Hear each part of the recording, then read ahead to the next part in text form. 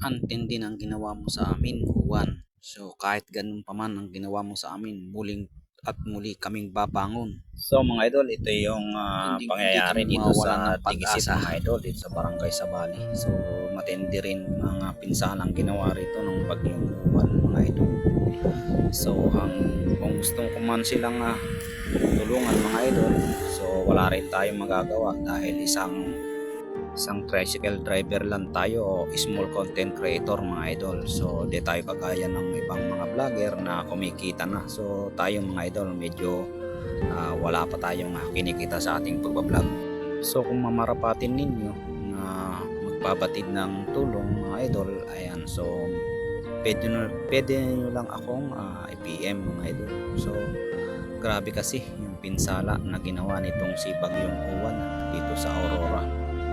So ganun pa man mga idol, so di ko rin kakayanin ito na tulungan dahil wala pa tayong mga pinansyal o malaking halaga may tutulong sa kanila mga idol.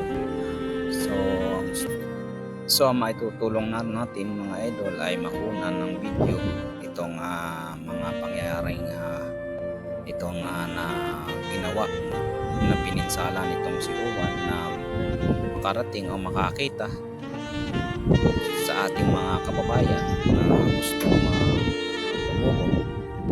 So pwede nyo lang akong i-PM mga idol.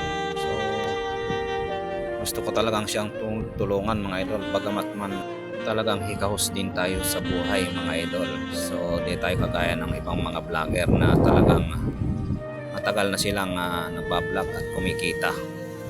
So kung nais po ninyong tulungan ng ating mga kababayan dito sa Aurora, pwede nyo lang po akong i-PM. So kung sino man ang nakakapanood nitong video kong ito mga idol.